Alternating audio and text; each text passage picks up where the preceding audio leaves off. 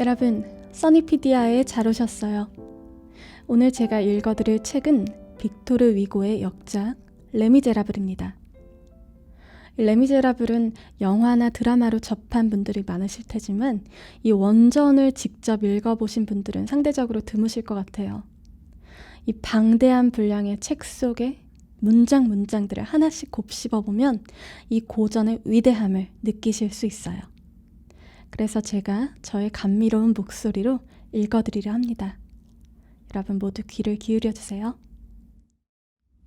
레미제라블. 흔히들 이 책을 가리켜서 인간의 양심을 노래한 거대한 시편이라고 부르죠.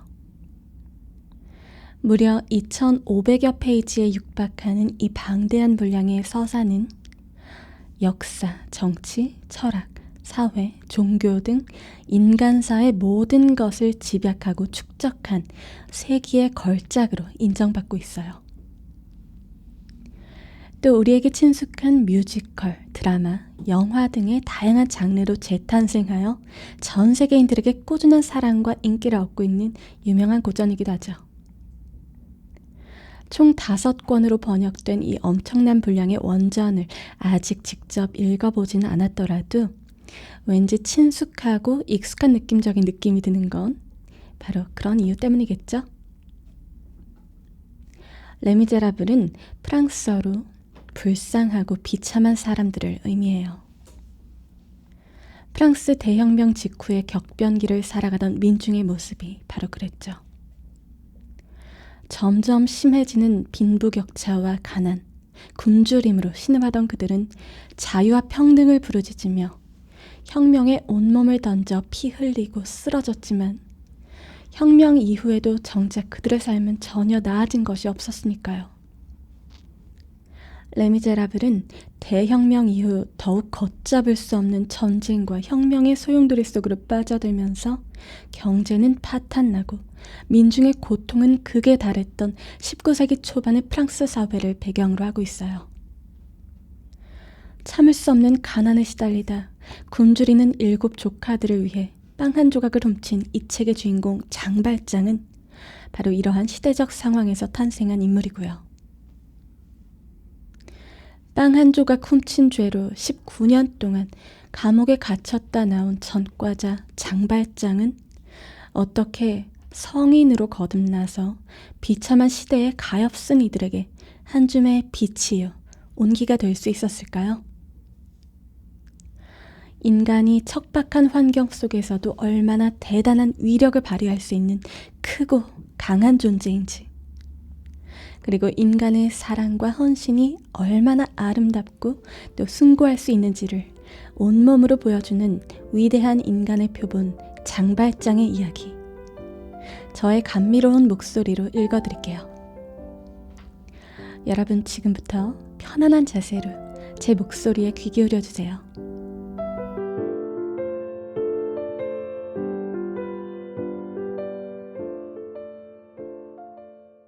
장발장은 프랑스 라브리 지방의 노동자였어요. 그는 추위에 떨며 굶주리고 있는 7명의 조카들을 위해 한 조각 빵을 훔친 죄로 징역 5년을 선고받고 툴롱의 감옥에서 복역하다 4차례 탈옥을 시도한 끝에 결국 19년형을 살고 출소하게 되죠. 자유의 몸이 됐지만 세상은 장발장에게 그저 냉혹했죠. 혈혈단신의 장발장에게 그 누구도 먹을 것과 잠잘 곳을 제공해주지 않았으니까요. 그때 춥고 배고픈 그를 따뜻하게 품어준 단 한 사람, 바로 미리엘 주교였습니다. 장발장은 자신을 먹여주고 재워주며 호의를 베푸는 미리엘 주교를 배신하고 값이 나가 보이는 은식기들을 훔쳐서 달아나려다가 체포돼서 도로 잡혀오죠. 미리엘 주교는 자신에게 배은망덕하게 행동한 이 장발장을 앞에 두고 과연 뭐라고 했을까요? 문이 열렸다. 기이하고 난폭해 보이는 사람들 한 무리가 문간에 모습을 드러냈다. 세 남자가 다른 4번째 남자의 목덜미를 잡고 있었다. 세 남자는 헌병들이었고 나머지 하나는 장발장이었다. 대원들을 인솔해온 듯한 헌병 분대장이 문 가까이에 있었다. 그가 안으로 들어서더니 굴례를 올리며 주교 앞으로 나섰다. 그러는 동안 비행분이 주교가 고령임에도 불구하고 서둘러 나서더니 장발장을 바라보며 소리쳤다.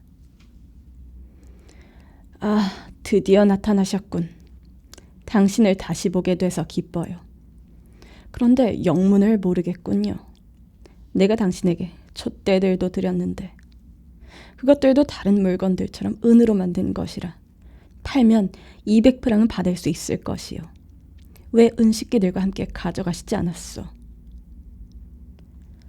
장발장이 눈을 크게 뜨고 그 숭고한 주교를 바라보면서 얼굴에 드러낸 표정은 그 어떤 인간의 언어로도 묘사할 수 없을 것이다. 헌병 분대장이 주교에게 물었다. 예하, 이 사람의 말이 그러면 사실입니까? 저희들은 이 사람과 우연히 마주쳤습니다. 급히 길을 떠나는 사람 같았습니다. 그래서 그를 불러 세운 다음 조사를 해보니 이 은식기들이 그래서 저 사람이 당신들에게 말하기를 어떤 사제 영감이 은식기들을 줬고 그 영감 집에서 하룻밤을 묵었다고 했지요? 어찌 된 일인지 알겠소. 또한 그래서 저 사람을 이곳으로 데려온 것이죠? 하지만 오해를 하셨소.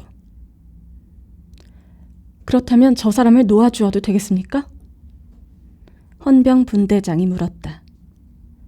물론이요. 주교의 대답이었다. 헌병들이 장발장을 놓아주었다. 그가 뒤로 물러섰다. 저를 놓아준다는 것이 사실입니까? 그가 마치 꿈을 꾸며 말하듯 얼버무렸다.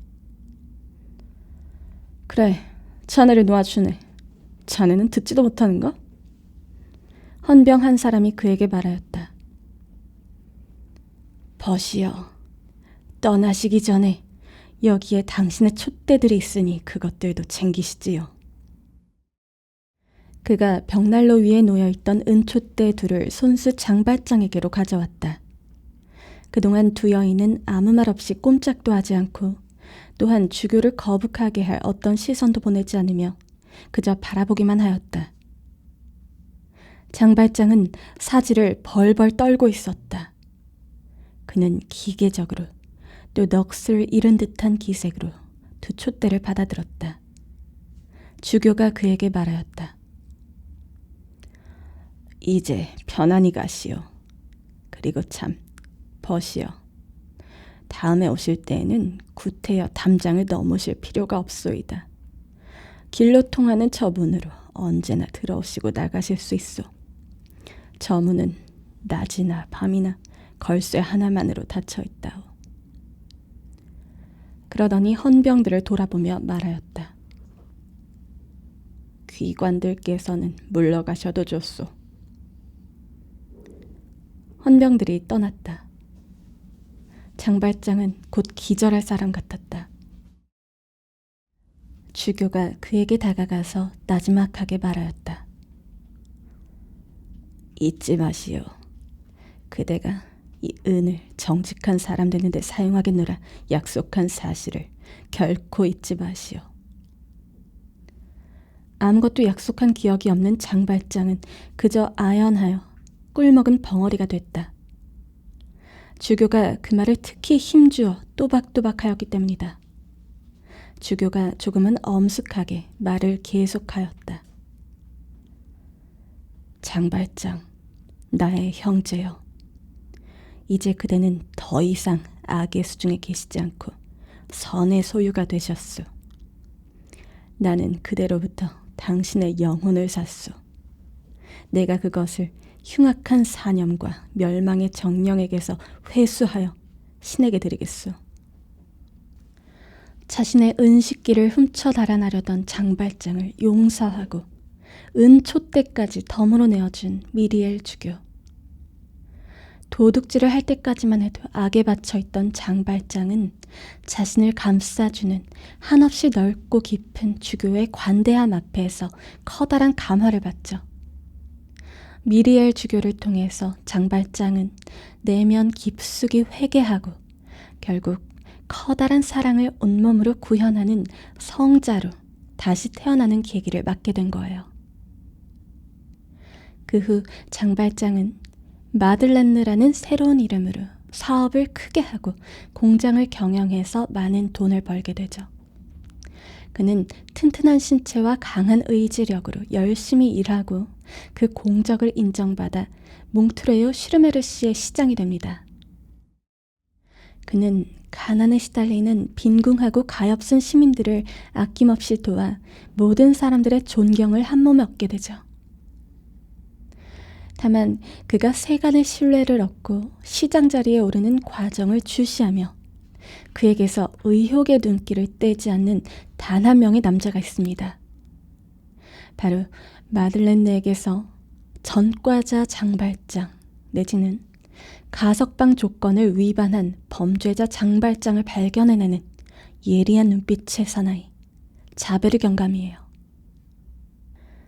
자베르는 항상 마들렌느 씨에게 고정된 하나의 눈과 같았다. 의혹과 추측으로 가득 찬 눈이었다. 결국에는 마들렌느 씨도 그 사실을 알아차렸지만 그것이 자기에게는 아무 뜻없는 것으로 여겼다. 그는 자베르에게 질문 한마디 던지지 않았고 구태여 그에게 접근하거나 그를 피하려 하지도 않았다. 그리고 자베르의 그 거북한, 때로는 짓누르는 듯한 시선을 아무렇지도 않게 대했다. 그는 자베르를 다른 모든 사람들과 다름없이 자연스럽고 친절하게 대했다. 자베르가 무심결에한 말 몇 마디로 보아 그는 의지에 못지않게 본능이 작용하며 또 그와 같은 족속을 항상 따라다니는 호기심에 이끌려 이 마들렌느 아저씨가 다른 곳에 남겼을 이전의 모든 흔적들을 찾으려 애를 썼던 것 같았다. 그는 무엇인가를 알고 있는 것 같았다. 그가 가끔 넌지시 말하기를 어떤 사람이 어떤 고장에서 사라진 어떤 가정에 대하여 무엇인가를 알아냈다고 했다. 한 번은 홀로 이렇게 중얼거리기도 했다. 내 소나기에 들어온 것 같아. 그러더니 사흘 동안 아무 말 없이 생각에만 잠겼다. 소나기에 들어왔다고 믿던 실마리가 끊어졌던 모양이다. 자신이 자베르의 감시망 안에 놓였음을 알면서도 짐짓태연하게 자신의 할 일을 해나가던 장발장. 그는 어느 날 팡띠느라는 여직공의 기구한 사연을 접하게 돼요. 장발장이 경영하던 공장에서 일하는 그녀는 미혼모로 홀로 딸을 키우고 있었는데 그녀에 대한 오지랖과 질투가 빚어낸 온갖 루머들이 눈덩이처럼 불어나면서 하루아침에 해고되고 길바닥으로 나앉게 되죠. 집창촌에서 성매매를 하며 근근히 딸 꼬제들을 먹여 살리던 팡띠느는 어느 날 술집 앞에서 싸움을 벌이다 현장을 지나가던 자베르 경감에게 끌려가게 되는데요. 여기서 장발장은 팡띠느와 마주하게 됩니다. 자기가 시장의 명령에 의해 해고된 줄 알고 있는 팡띠느는 장발장을 보고 어떻게 반응할까요? 팡띠느가 무너지듯 주저앉으며 중얼거렸다. 제발 용서해 주세요. 자베르가 등을 돌렸다. 병사 둘이 그녀의 팔을 움켜잡았다. 어떤 남자 하나가 아무도 눈치채지 못하게 그곳에 들어와 얼마 전부터 그곳에 서 있었다. 그는 들어와서 문을 닫고 그것에 등을 기대고 서서 팡띠느의 절망적인 하소연에 귀를 기울이고 있었다.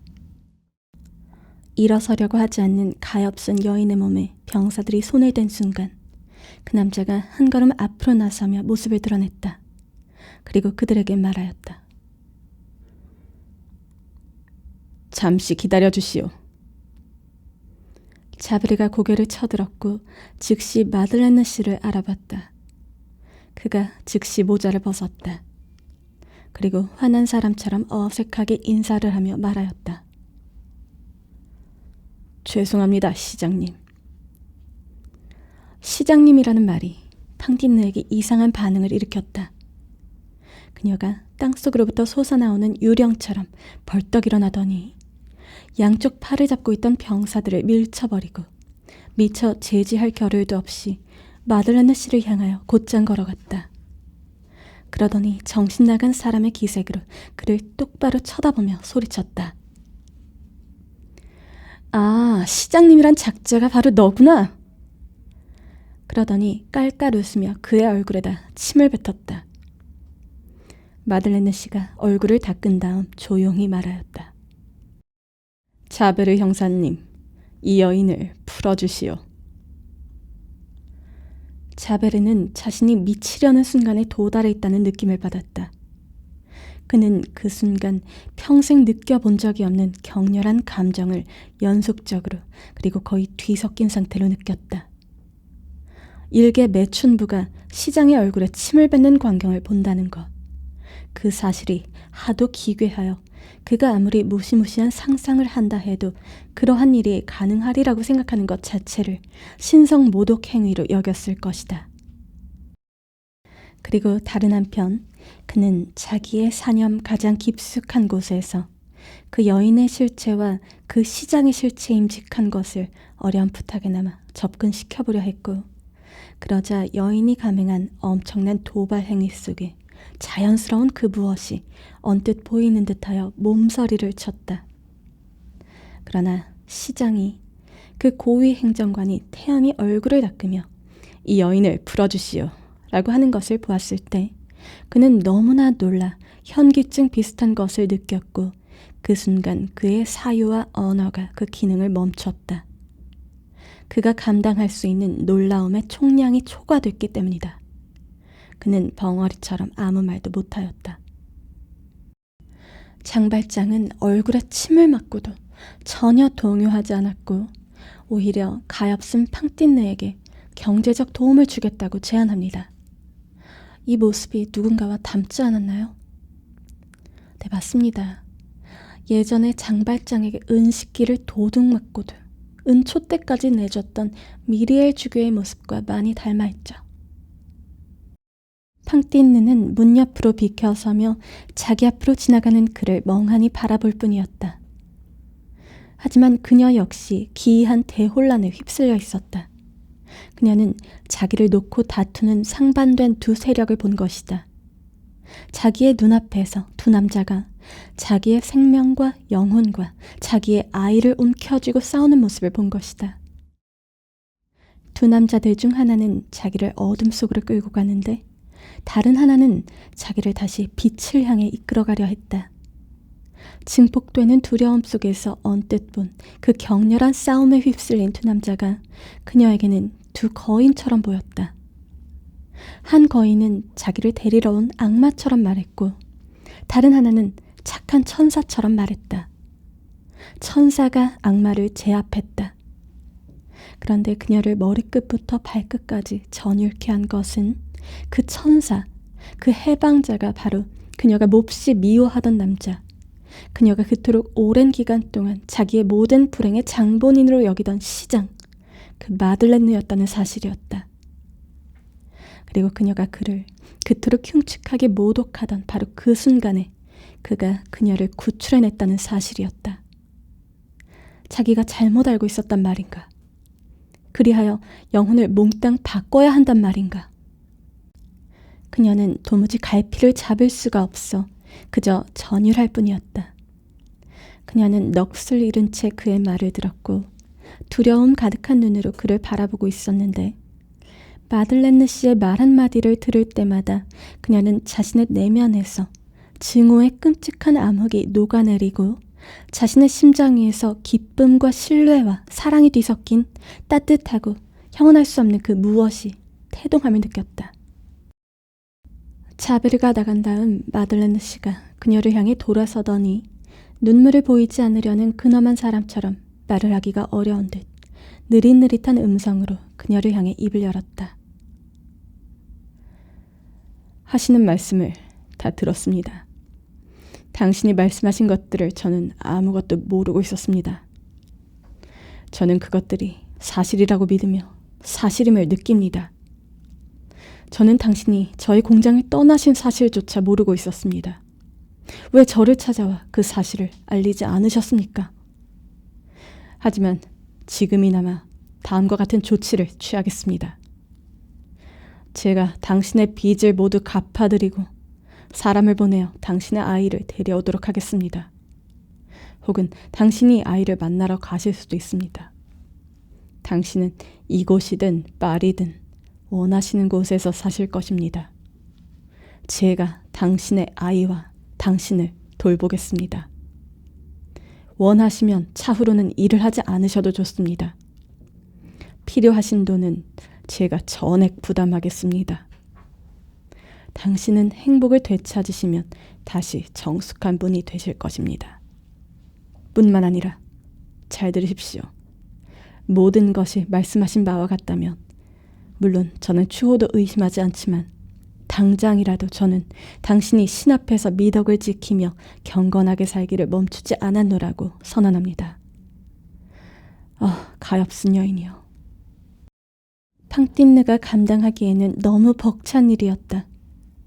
꼬제트를 곁에 두다니, 그 추악한 삶에서 빠져나오다니, 꼬제트와 함께 자유롭게 부유하게 행복하게 정직하게 살다니, 비참의 극치 한가운데에서 낙원의 모든 현실들이 활짝 피어나는 것을 보다니, 그녀는 자기에게 말을 하고 있던 사람을 얼빠진 여자처럼 쳐다봤고 겨우 두세 번 하는 흐느낌 소리만을 냈다.